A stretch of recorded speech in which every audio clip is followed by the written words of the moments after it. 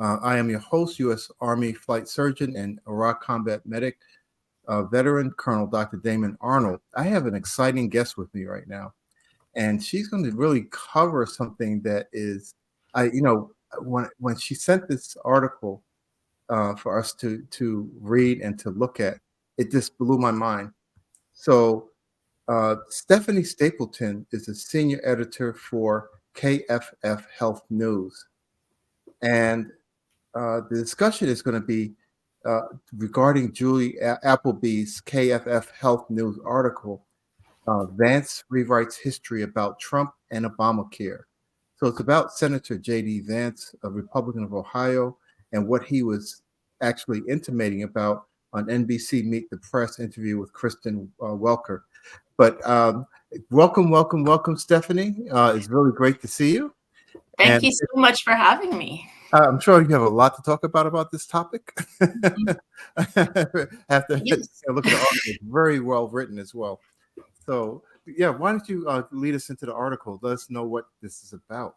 Yeah. So what's interesting about this article is that it's part at KFF Health News, we have a partnership with PolitiFact, which is the fact-checking organization of journalists. And so we take when working with them, we take specific claims and kind of run them down in great detail to kind of determine, are they true? And there are 5 ratings. I think it's 5. That thing, it can be true. It can be mostly true. It could be mostly false, or pants on fire. Pants are on fire. That's a big deal. But what's very interesting is in doing this, you can't just be like, oh, that's nonsense or whatever. You have to really dig into what the person said and sort of weigh it. Think about all of, there are so many factors behind it. And so with this particular claim, J.D. Vance, he was on Meet the Press. It was a couple weeks ago. And, he said, basically the entire quote is Donald Trump had 2 choices. He could have destroyed the program, or he could have built upon it and made it better so Americans didn't lose a lot of health care. He chose to build upon the plan. And I mean, we were all kind of there, or a lot of us were. What made that interesting was that, you have to take a breath and go back in history a little bit and think. 2016, the presidential campaign. That was before Donald Trump was elected to the presidency, but he campaigned on repealing and replacing Obamacare. That was, and Obamacare and the Affordable Care Act are, interchangeable. Obamacare is the nickname for that measure. But that was just the first step. After he was elected, he worked with the Republicans in Congress to repeal and replace the bill. His efforts failed. But his administration also actively backed legal actions designed to either do away with the ACA or to minimize it, to sabotage it. That's kind of a charged word, but that's what some people would say. And then later, after, as his term continued, he did issue some regulations that sort of took steps that are sort of out of the ACA's purview, which again, many people, many experts who are supporters of the ACA would have viewed those steps as being things that undermine the ACA. So, reaching that conclusion, we had a lot of basis for it. But in addition to that, during Trump's presidency, one of the things that came up in this statement and other statements, because this wasn't said in isolation. J.D. Vance has said it a number of times since on the campaign trail. If you watched the debate last night, you heard him talk about it again last night. So it's definitely in the news. But also Trump talks about like, oh, I saved it kind of thing. And he often points to the fact that, he's like, I helped save people I helped them save their health insurance, but in fact, enrollment went down. It went down by about 2 million people during the Trump administration, Wow. and the uninsured rates went down Wow. by about that much during the Trump administration. So that's kind of how we got to that false rating. But Wow. yeah, And he was also doing things like programmatic cuts, right, to the marketing and right. And enrollment. yes, that gets, I'm glad you asked that. That gets into Mhm, kind of some of the regulatory steps. mhm, The Affordable Care Act, it has the marketplaces where people can go to buy their health plans, which the open enrollment is coming up in November. So people can start thinking about that if they get their health coverage through the ACA marketplaces. But they're very complicated, and especially when the ACA was rolled out, they're called navigators or assisters, and they were kind of provided for. They were part of the process. Often they came from the state marketplaces or state offices, and their task was to help people maneuver the system, to help them find the plan that they wanted. And during the Trump administration, that funding was really cut. So, which made it yeah. harder for people to go shopping on the marketplace. Yeah, and he was really pushing for the congressional repeal and Mhm. replacement efforts, right? And Right. I remember that one of my heroes. I met him 3 times in my life. John McCain, his historic move to stand in front of a congressional meeting and put the thumbs down. I was gonna And the iconic thumbs down. yeah, yeah, Yeah. and so so that those things were going on too. So he was really working through the congressional pool of people to try to sort of kill it as a piece of legislation. But then he started getting junk insurance plans, right? And Right, and that's mhm, again some of the regulatory steps I alluded to. yes, Um, those were things like, there's something called short-term plans. mhm, They don't go the whole period. People have to re-up them yeah, at more frequent intervals, and they tend to be less expensive, more affordable, but also skimpier. And under the Trump administration, they they extended the life of those plans. So if you were to buy a short-term plan under those regulations, you wouldn't have had to re-up it nearly as frequently. Now, the Biden administration rolled those regulations back, and I think that change just took effect. But I oh, also would be remiss mhm, if I didn't say, one of the things that gets so interesting about this discussion, like you and I, we just went through all of that stuff that we remember. We were right, there when it happened. We watched it on the news, the thumbs down, all of that right, stuff. right, yes, But this is, in around my office, for instance, we've talked a lot about this recently because it's really hot. It's in the news. I mean, as I said, it was last night again, and J.D. Vance right, was talking about how yes, the former president does have a plan, and we previously saw some of those efforts, and those are the things we just talked about. But what is kind of interesting is, and what we've started to figure out at work is that, you know, this is kind of a nuanced issue because if you look at the ACA and you think like, oh, this was this really great thing because it finally provided a regulatory framework to protect consumers and make sure that they could buy health insurance that would give them comprehensive coverage and pre-existing condition protections and all of those things. yes, But there's also kind of on the other side of the ideological spectrum, there are people that feel like, rolling back those regulations actually is expanding the market to reach people who don't want to spend as much money on healthcare. They can't afford to spend as much money on healthcare. So they're offering different products that may be more appealing. And so that other side of Mhm. the spectrum, like we got letters to the editor that they were like, you were completely wrong on this. And I feel like that's why, because like their perspective, their ideology has them, that this does do good. It does do good to have like a different kind of marketplace. Now, I'm a purist, so I would argue that if you say he rebuilt it, like going back to this actual statement, in getting rid of the regulatory framework, or at least undermining it, that is not rebuilding it, even if your motives are pure and that you think like, oh, the real answer are these other plans. So, Right. Yeah. Yeah. And then, the one comment that he made that really, sort of made me sit up in my seat was, I have concepts of a plan. And mhm. I'm like, in the military, I don't like people building planes or helicopters while I'm in them.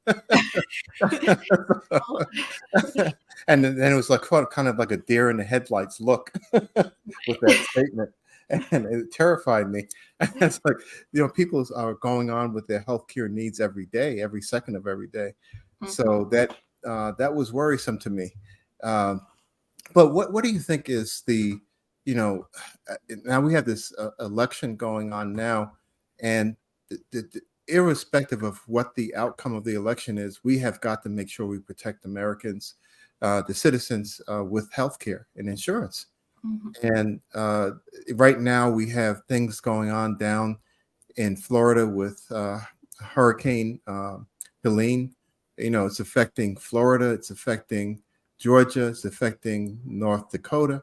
I'm not North Dakota, North Carolina, and it's really causing a lot of devastation down there. I can only imagine that people are going to need health care, Mhm. coming out of something like that and need to be protected. So if you drop that, and some of them are going to be financially devastated. So if you're financially devastated, you may not have your insurance plans that you normally had before. If you have an employee-based health plan, and then now the company is defunct, it's destroyed. How are you going to get yourself covered? And for the basic needs you need for healthcare. So I'm really looking at how that's going to affect so many people. Millions of people are affected by this right now. Um, but what do you think is, 20 million people signed up this year, in the marketplace. So, Mhm. do you think there's still a need for it? It's kind of a rhetorical question. Well, again, I guess part of that goes back to, it's like it's not really my job to advocate for one way or another, Right. but Yes. Yes. I will say that, there were a lot of problems with the health insurance market before the ACA took effect. Yeah. There was medical underwriting. There were, all of a sudden, if you had asthma, you Mhm. maybe your insurance got canceled, or maybe not canceled, but your chronic condition was carved out of it. And if you left your job, you know, you you had to prove continuous coverage, or that you Mhm. would that your pre-existing conditions would be taken, that coverage might disappear for a certain period of time or forever before a health plan would pick you up again, even at your next workplace. So, I think of those as the battle days. And so whatever happens, um, you, I think that like people in Congress on both sides of the aisle recognize how popular pre-existing condition protections are. You Yes. know, so Yes. I think they would Yes. tread lightly on. But again, the health insurance marketplace is so very complicated that it's sort of like you have to maintain this balance, or everything kind of tips over. And so you have all of those those angles have to be considered before any kind of policy change is made. And that's why people sometimes are so concerned about things like short-term plans or other kind of looser, skimpier coverage, because they're afraid that will skim out of the risk pool the healthier people and, throw the insurance market out of balance again. Yeah, and then there's a balancing act also, that service members have to play, and veterans. So if you, do 20 years and you become a career veteran, right? So you get your benefits and you get, coverage for yourself, your family. If you, only do 3 years, 5 years, you're in Operation Iraqi Freedom, Enduring Freedom, you get coverage for your service-connected healthcare problems. But those veterans who are out there who are sometimes homeless, or they have families where the families are not covered. It's criminal that we don't have some kind of healthcare system that's affordable for them and Mhm. their families. Mhm. Uh, so we're not going to take care of the veterans who put their lives on the line, who ended up getting injured and disabled, for our country. It seems like we need to have something like this in place. This Mhm. framework is just it's just morally right. Mhm. Yeah. So so anything else coming up in the news that you think will impact this? How do you think um, the Congress is going to react to this if we have a new plan? Do you think it's like a step backwards? Well, I think most experts that have been quoted in KFF Health news stories, not just this one, we Right. Hmm. cover it very thoroughly. Um, they tend to say that the whole notion of repeal and replace is done. Like, no, that's not gonna. Nobody's gonna pursue that.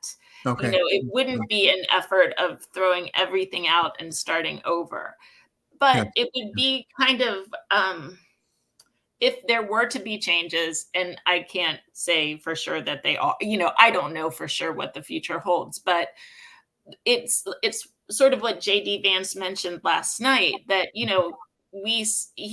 was saying, like, in the previous Trump administration, Mhm. they did make certain changes, as we mentioned at the top of the show, with Right. like the short-term plans. Vance also mentioned reinsurance regulations, which is really weedy and complicated, I think. Mhm. But so those things have been tried before, and I think those ideas would be like to slightly reshape the what Obamacare is, or maybe not slightly, but reshape it to maybe get rid of some of the regulations. I don't know.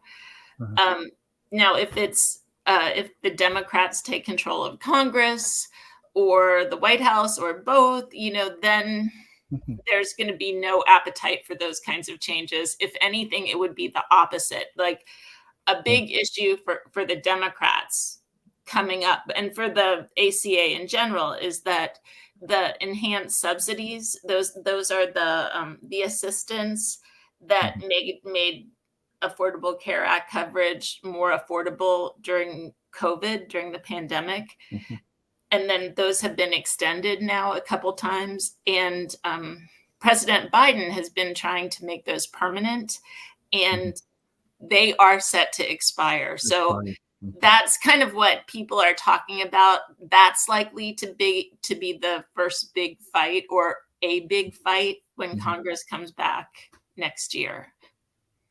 Yeah, that's really interesting because I was thinking about the comparison between this issue and abortion rights. This issue really affects everybody. The health of everyone, pre-existing conditions, and everything sort of falls under this category. And maybe that's what you were intimating, that it seems like even under the Trump administration there was a resistance internally among Democrats and Republicans about going too far with repealing. So I think that they don't have the stomach for it, like you were saying, because their constituents are going to look and say, I lost my health care. Um, not a good thing for, an elected official. Well, and I think that was part of the problem Mhm, when Trump, during his debate with Vice President Harris a couple weeks ago, when he said that, like, I have, as you said earlier in the show, I have concepts of a plan. mhm, That was sort of like, do you? Because mhm, during his efforts as president to repeal and replace, there was never a solid replacement plan. And that was one of the reasons why there was some shaky support on some of those votes. Um, mhm, and so the idea that he was saying, like, oh, the plan will come out soon, like in the health policy circles, that sort of made everybody giggle because, that it was like, okay, yeah, next week, it was fished in again kind of thing. But who's to, like, maybe they'll turn over a new leaf and offer more specifics. I mean, mhm. Vance did offer more specifics to what those concepts might be last night. Yeah, yeah, yeah. Because I was thinking about the general insurance pool. So the Aetna's, the Blue Cross Blue Shields, all the major healthcare plans, and there's always been sort of like a push to um, treat pre-existing conditions a little bit differently. Mhm. Um, as far as premiums and that kind of thing. And I'm wondering if that's going to be one of the things that starts to creep into this, is it, if you have pre-existing conditions, that we're going to adjust the premium. That's another danger that, can affect families that can't afford to, pay for this. Right. Well, and you know what I'll use the exact word again. It's complicated. Healthcare is Yeah. really complicated, and Yes. that means with any kind of proposal, you really have to read between the lines and think it Mm, through. Think about the mm, unintended consequences of changes, whether they will benefit or not. I think that's part of figuring out whether any kind of change might be a positive one for, the health insurance marketplace in general. Yeah, and that's a really good point because it makes it really difficult for political candidates and for politicians in general to try to explain to the American people in a soundbite what this system is about, yay or nay. Mhm. And it's a complex system, and Right. and people don't really understand how complex it is. So that's a really excellent point. Mhm. Um, well, what do you see in what do you are you looking to cover in the whole health arena coming up Coming at the great? you, um, you'll have your hands full, it looks like, in health yes, news. yes. Well, we'll be continuing to watch what's happening Yeah. with the ACA in the next Congress. Yeah, and right now, we're listening to hear what the candidates are saying about their thoughts for the ACA, or, Mhm. and behind the scenes, again, the enhanced subsidies that I just mentioned, that's going to be a very big deal. That's coming up in Congress next year. Yeah. Um, Another thing that's sort of percolating would be the Medicare drug price negotiations. The Yes. Biden Yeah. administration just issued its first round of drugs that it was negotiating um, lower prices. And as I Fantastic. recall, the estimated savings would be $6 billion to the government, to the Medicare program, and then another, I want to say 1.5 billion off the top of my head in savings for Medicare beneficiaries in terms of out-of-pocket costs. And that continues to roll now. Of course, in the future, and that's not a switch that anybody would flip right overnight, but depending on how, there are a lot of people, a lot of experts that might not be crazy about the way, like the pharmaceutical industry, for instance, has been very concerned that this measure might tamp down on innovation. So depending on who's running the show and who's in charge in the Mhm. future, they might change the way this program operates. They might change the negotiations, change the kind of drugs that are picked. So, and this is rolling out over the next decade. So there's a lot to watch there too. Great. Well, we've run out of time, but Stephanie Stapleton, senior editor for KFF Health News, uh, very informative. I learned a lot tonight. I know our audience did as well. We have to have you back on because you're doing, you've really explained things very well and making sure people understand the implications. So